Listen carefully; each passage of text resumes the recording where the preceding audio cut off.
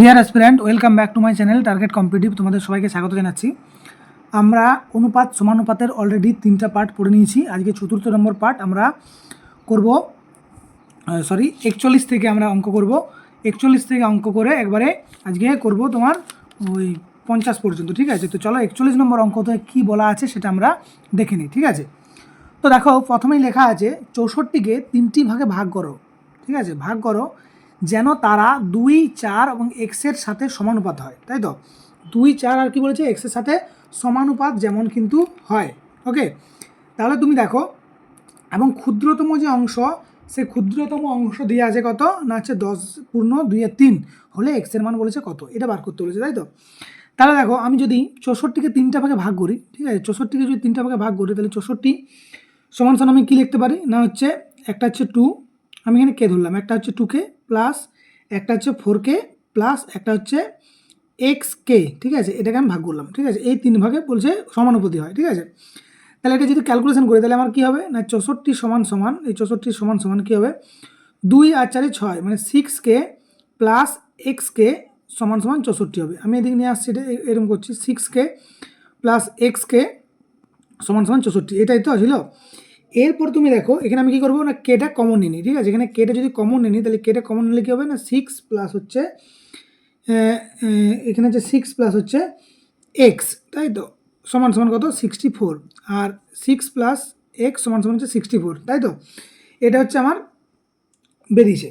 ওকে, এরপরে দেখো আমি এখানে কি করব, বলেছে ক্ষুদ্রতম অংশ যদি কত হয়, 10^2 হয়। তাহলে আমি বলো দেখিনি এখানে 2, 4 এক্স এর মধ্যে ক্ষুদ্রতম কাকে ধরবো, আমি এখানে ক্ষুদ্রতম ধরতে হবে 2কে, কারণ হচ্ছে দেখো 4 হচ্ছে বড় আর এক্সের মানটা আমার জানা নেই। ঠিক আছে, এক্সের মানটা বার করতে বলেছে, তাহলে যদি আমি ক্ষুদ্রতম অংশ আমি কত ধরবো না, এখানে আমি ধরবো ক্ষুদ্রতম অংশ হচ্ছে, আমি ক্ষুদ্রতম ধরবো কাকে না, 2k ধরবো। ঠিক আছে, 2k, এই 2k, তাহলে এই ক্ষুদ্রতম মানটা কত দিয়েছে, 10^2, তাহলে আমি বলতে পারি তো 2k সমান সমান হচ্ছে 10^2, মানে কত, মানে কত হচ্ছে বলো দেখিনি, 10 3 30 আর 2 32-এর 3, তাহলে কে সমান কত হবে, এই 32/3, এটাকে 2 দিয়ে ভাগ করা যাবে, তাহলে হচ্ছে 16/3 হবে। তাই তো, এই 2টা কাটা যাবে, তাহলে কত হবে 16/3 হবে। ঠিক আছে, এরপরে এই যে কে এর মানটা আমি বার করলাম ক্ষুদ্রতম হিসাবে, এই কে এর মানটা যদি আমি এখানে পুট করি তাহলে কিন্তু আমার অঙ্ক সোজা হয়ে যাবে। কীরকম না, 16/3 ইন্টু 6 প্লাস এটা সমান সমান হচ্ছে 64। তাই তো, তাহলে 6 প্লাস এক্স সমান সমান কী করবো না, 64 ইন্টু এই দিকটা যখন আসবে তখন উল্টে যাবে, 3/16 হয়ে যাবে, তাহলে কাটাকাটি করলে কত হয়, 16 4 64, তাহলে 4 3 কত হয় 12 হয়, তাহলে এখানে এটা 12 হয়ে গেল। তাহলে এবার বলো এক্স সমান সমান কত হবে, 12 মাইনাস কত হবে না 6 হবে, তাহলে অ্যান্সার কত হবে আমার 6 কিন্তু অ্যান্সার হয়ে গেল। ক্লিয়ার, বুঝতে পারলাম। আমি প্রথমে ক্ষুদ্রতম যে মানটা, সেই ক্ষুদ্রতম মানটা আমাকে কে 2কে ধরতে হবে, কারণ অন্যগুলো আমার ধরার কোনো উপায় নেই। এখানে যে 2, 4 আমার এটা কিন্তু ধরার কোনো জায়গায় নেই। ঠিক আছে, এটাকে ধরতে হবে, তাহলে আমার কী হলো না, এটা ক্যালকুলেশন করলাম, এইটা একটা বেরোলো, আর এখানে কের মানটা আমি বের করলাম, দিয়ে পুট করে দিলে অ্যান্সার কী হলো আমার হচ্ছে 6 কিন্তু অ্যান্সার হলো। ক্লিয়ার হয়েছে। এরপরে আমরা দেখব নেক্সট অঙ্ক। ওকে, নেক্সট দেখো 42-এর অঙ্ক, খুব গুরুত্বপূর্ণ একটা অঙ্ক। কি বলেছে দেখো, বলছে কিছু গরু ও পায়রার মধ্যে পায়ের সংখ্যা এবং মাথার সংখ্যা দ্বিগুণের থেকে 12 বেশি, তাহলে গরুর সংখ্যাটা বার করতে বলেছে। তাই তো, গরুর সংখ্যাটা আমাকে কী করতে বলেছে, বার করতে বলেছে। তাহলে এই গরুর সংখ্যাটা বার করতে হলে আমার কী করতে হবে, অঙ্কটা ভালো করে দেখো। তাই তো, এই অঙ্কটা পরীক্ষায় আসে অনেকবারই, পরীক্ষায় প্রচুর পরীক্ষায় এসেছে। আমি ধরলাম যে গরু কটা আছে না, গরু হচ্ছে এক্সটা। ঠিক আছে, গরু হচ্ছে এক্স, আর হচ্ছে পায়রা কত না, হচ্ছে পায়রা হচ্ছে তোমার হচ্ছে ওয়াই। ঠিক আছে, পায়রা হচ্ছে ওয়াই। ক্লিয়ার, গরু হচ্ছে এক্স, পায়রা হচ্ছে আমার ওয়াই। এইবারে বলো তাহলে গরুর মাথা কটা হবে। ঠিক আছে, মাথা কত হবে, মাথা হচ্ছে মানে টোটাল মাথা যদি হয় তাহলে গরু আর পায়রা মিলে কী হবে, একটাই মাথা থাকবে, এক্স প্লাস ওয়াই হবে। গরুর একটা মাথা হয় আর পায়রার একটাই মাথা হয়। তাই তো, তাহলে কী হবে না, হচ্ছে মাথা সমান এক্স প্লাস ওয়াই। এবারে পা যদি আমি বার করি তাহলে বলো তুমি, গরুর 4টা পা আছে, তাহলে 4x করলাম, কারণ গরু 4টে আছে, আর পায়রা কটা আছে, 2টো আছে, 2y হবে। এইটা হচ্ছে আমার ক্যালকুলেশন। তাহলে এই অঙ্কে যে বলেছে ভালো করে শুনো, কিছু গরু ও পায়রার কিছু গরু ও পায়রার মধ্যে পায়ের সংখ্যা মাথার সংখ্যার দ্বিগুণের থেকে 12 বেশি, গরুর সংখ্যা কত বলেছে। তাই তো, তাহলে ক্যালকুলেশনটা যদি আমি করি তাহলে সে গরুর সংখ্যা প্লাস হচ্ছে পায়রার সংখ্যা। ঠিক আছে, বলেছে তাদের পায়ের সংখ্যা মাথার সংখ্যা দ্বিগুণের থেকে 12 বেশি, দ্বিগুণ মাথার সংখ্যা কত, মাথার সংখ্যাটা বলেছে দ্বিগুণের থেকে, মানে এটা দ্বিগুণ, তার থেকে 12 বেশি। তাই তো, এটাই বলেছে তাদের যে মাথার সংখ্যা হবে দ্বিগুণের থেকে 12 বেশি, এটাই। তাহলে কত হবে 4x প্লাস হচ্ছে 2y সমান সমান কী যাবে 2x প্লাস হচ্ছে 2y প্লাস হচ্ছে 12, তাই তো।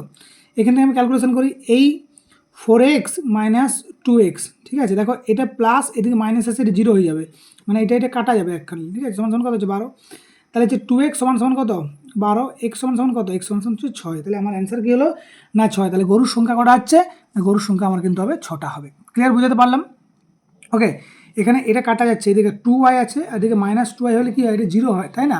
এই 0 যখন হবে তখন এটা কাটা যাবে, এই জন্য আমি এটা করলাম। ওকে, এরপর আমরা দেখব 43-এর অঙ্ক। ওকে, 43-র অঙ্ক কিন্তু আমরা দেখব।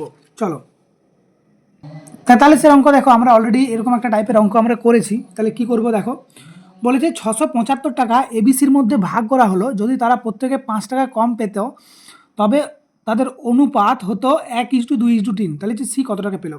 তাহলে 5 টাকা যদি সবাই কম পেত তাহলে আমি 5 টাকা সবার কাছ থেকে কমিয়ে দিই, তাই তো। তাহলে 675, তাই তো 675 মাইনাস 3 জন আছে 5 টাকা করে কমাচ্ছি, তাই তো। 5 3 কত হবে 15 টাকা কমবে, তাহলে 15 টাকা যদি কমে তাহলে কত হবে 675 মাইনাস হচ্ছে 15, তাহলে কত 5 আর 5 0 6 660 টাকা হবে, তাই তো। কত 660 টাকা হবে।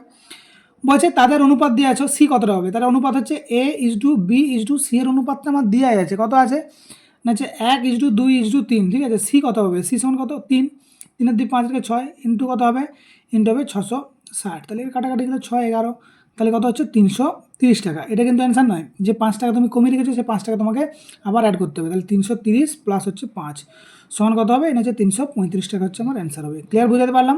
ওকে, চলো নেক্সট অঙ্কে আমরা যাই। ওকে, বলেছে দেখো, বলেছে 3400 টাকা 2 জন পুরুষ 3 জন মহিলা এবং 5 জন বালকের মধ্যে এমনভাবে ভাগ করা হলো যাতে একজন পুরুষ ও একজন মহিলা ও একজন বালকের প্রাপ্ত অর্থের অনুপাত হচ্ছে 3:2:1 হয়। একজন পুরুষ কত টাকা পেল, এটাই দিয়েছে। ক্লিয়ার? তাহলে আমি দেখো এখানে কি বলেছে দেখো, 5 জন 2 জন পুরুষ আছে, আমি দেখলাম 2 জন পুরুষ, ঠিক আছে। 3 জন মহিলা, 3 জন মহিলা, ঠিক আছে। আর হচ্ছে কি হচ্ছে 5 জন বালক, ঠিক আছে। এইগুলো হচ্ছে দেওয়া আছে। এবার তাদের যে অনুপাতটা দেওয়া আছে সেটা হচ্ছে কত 3:2:1। তাহলে আমি এটা তাদের করব।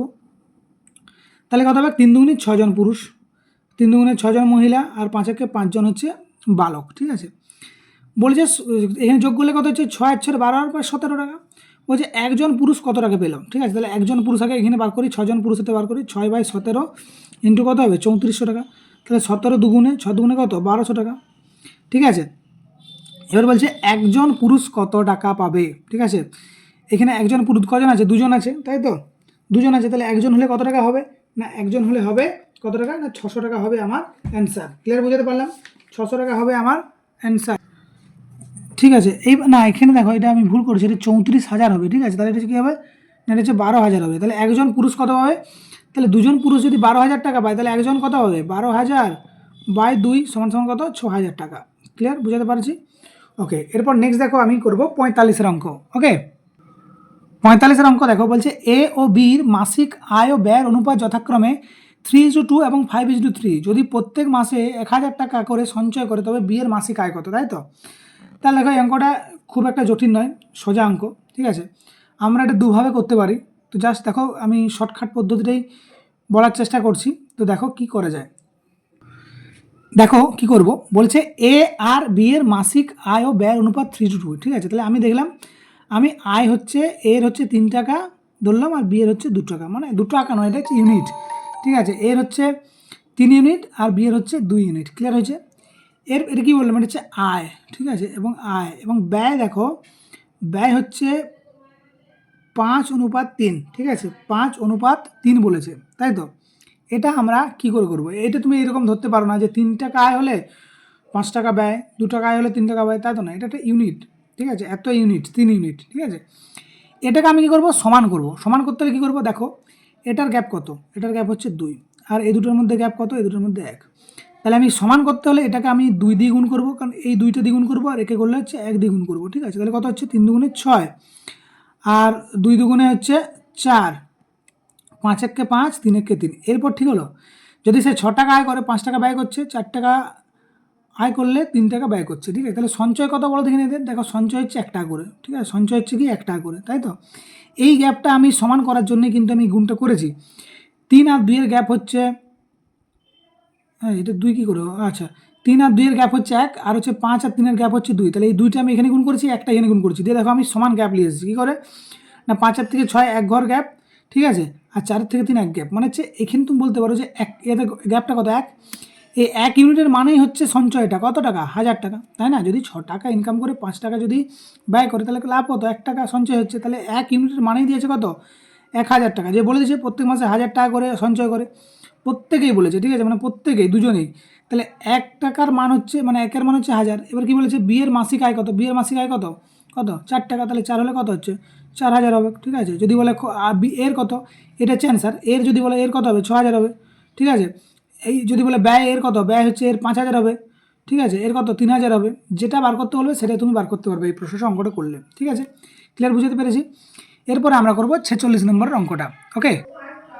এরপর দেখো কি দিয়ে আছে, বলছে পরপর 2 বছর আমার আয়ের অনুপাত 2:3 এবং ব্যয়ের অনুপাত 5:9। খুব সুন্দর দিয়ে আছে। তাহলে প্রথম বছর যে আয়ের অনুপাত ছিল সেটা হচ্ছে 2:3, মানে প্রথম বছরে 2 ইউনিট, দ্বিতীয় বছরে 3 ইউনিট, এবং ব্যয়ের অনুপাত দিয়ে আছে 5:9, ঠিক আছে, 5:9 এইটা দিয়ে আছে অঙ্কে। বলেছে এবারে কি বলেছে দেখো, বলেছে যে দ্বিতীয় বছরে আমার আয় 45,000 টাকা। তাহলে দ্বিতীয় বছর কোনটা, এইটা এই 3 ইউনিটের মান দিয়ে আছে 45,000 টাকা। তাহলে এটা কত গুণ, এটা হচ্ছে 15 × 45, এই এত গুণ বেড়েছে, তাই তো, মানে 3-এর মান হচ্ছে 45, মানে কত গুণ 15,000 গুণ। তাহলে এটাও আমার কী করবো, এটাও আমরা সেম ইউনিট দিয়েই কিন্তু গুণ করবো, তাহলে কত হবে 30,000 টাকা হবে। তাহলে প্রথম বছরে আমার যদি আয় 45 হয়, আমি এই দ্বিতীয় বছরে আমার যদি 45 হয়, তাহলে আমি প্রথম বছরে পেয়ে গেলাম কত 30,000 টাকা, ঠিক আছে। আবার দেখো বলেছে দ্বিতীয় বছরে আমার আয় হচ্ছে প্রথম বছরে আমার ব্যয় বলেছে কত 25,000 টাকা, এটা ব্যয়, তাহলে এইটার মান কত, এইটার মান হচ্ছে 25,000 টাকা, ঠিক আছে। এটা 25,000 টাকা যদি হয় তাহলে কত গুণ 500 গুণ, 5,000 গুণ, তাই তো। তাহলে এটা কত হবে, এটাও 5,000 গুণ হবে, ঠিক আছে, 9 × 5 = 45, আচ্ছা। তাহলে আমি দেখলাম যে এই লোকটা প্রথম বছরে 30,000 টাকা আয় করছে, ব্যয় করছে কত 25,000 টাকা, আর দ্বিতীয় বছরে 45,000 টাকা আয় করে খরচা করছে কত 45,000 টাকা। দিয়ে বলেছে 2 বছরে আমার সঞ্চয় কত, তাহলে বলো প্রথম বছরে সঞ্চয় হচ্ছে এইটা, কত হাজার টাকা বেরোলো 5,000 টাকা। দ্বিতীয় বছরে আমার কোনো সঞ্চয় হয়েছে কি, 45,000 টাকা ইনকাম করেছি, 45,000 টাকাই নষ্ট করে দিয়েছি, তাহলে দ্বিতীয় বছরে ইনকাম আমার কত, মানে কী হলো 0 হয়ে গেল। তাহলে আমার টোটাল কত হলো, টোটাল হচ্ছে আমার 5,000 টাকায় কিন্তু অ্যান্সার হয়ে গেল। ক্লিয়ার বুঝতে পারলাম। তাহলে দ্বিতীয় বছরে মোট আমার সঞ্চয় কত না হচ্ছে 5,000 টাকা। ক্লিয়ার, ওকে। নেক্সট অঙ্কে আমরা যাই। 47 নাম্বার অঙ্কটা কি আছে দেখো, বলেছে এ ও বি এর মাসিক আয় ও মাসিক ব্যয়ের অনুপাত যথাক্রমে 5:6 এবং 3:4। যদি তারা মাসে যথাক্রমে 1800 টাকা এবং 1600 টাকা সঞ্চয় করে, তবে বি এর মাসিক আয় কত। খুব সুন্দর অঙ্ক দিয়েছে। কি করব দেখো, দেখো এ আর বি, তাই তো, এর মাসিক আয় ধরলাম আমি 5x টাকা, আর বি এর কত 6x টাকা, তাই তো। এরপরে বলেছে সঞ্চয় কত বলেছে 3 আর 4। আচ্ছা বলো দেখিনি সঞ্চয় কি করে হবে। সঞ্চয় তখনই হবে যখন আমি খরচাটা ইনকাম থেকে বিয়োগ করব, তবেই তো আমার সঞ্চয় হবে, তাই তো। এখানে বলেছে যদি তারা মাসে এত টাকা সঞ্চয় করে, তাহলে এখান থেকে যদি আমি 1800 টাকা বিয়োগ করি তবে আমি কি পাবো, সঞ্চয়টা পাবো। আর এখানেও যদি খরচাটা আমি 1600 টাকা বিয়োগ করি তবে আমি কি করবো, এখানে আমি পাবো তোমার সঞ্চয়টা। ক্লিয়ার বুঝতে পারলাম। এরপরে আমি অঙ্কটা কী করবো দেখো, 5 × 4 = 20x মাইনাস 18 × 4 = 72, দুটো শূন্য, এখানে 6 × 3 = 18x মাইনাস 16 × 3 = 48, গায়ে দুটো শূন্য। ক্লিয়ার বুঝতে পারলাম। তাহলে 20 থেকে 18 বিয়োগ করলে কত হয় 2x হয়, আর 72 থেকে 48 বিয়োগ করলে কত হয় 4, 8 × 4 = 2 থেকে 5, 24, ঠিক আছে, 2400 টাকা। তাহলে এক্সের মান কত, এক্সের মান হচ্ছে 1200 টাকা, ঠিক আছে, এক্সের মান কত হলে 1200 টাকা। তা বলছে বিয়ের মাসিক আয় কত, তাহলে বিয়ের মাসিক আয় তুমি কত ধরেছিলে 6x টাকা, তাহলে এখানে কী হবে 6 × 1200 সমান কত হবে 12 × 6 = 7200 টাকা, ঠিক আছে। এটা হচ্ছে আমার কিন্তু অ্যান্সার হয়ে গেল যে বিয়ের মাসিক আয় কত 7200 টাকা। যদি এর বলতো এর হচ্ছে 12 × 5 = 60, আমি করে দিতাম, ঠিক আছে। ক্লিয়ার বুঝে গেছে। তাহলে এই হচ্ছে আমার বিয়ের মাসিক আয়। ক্লিয়ার বুঝাতে পেরেছি।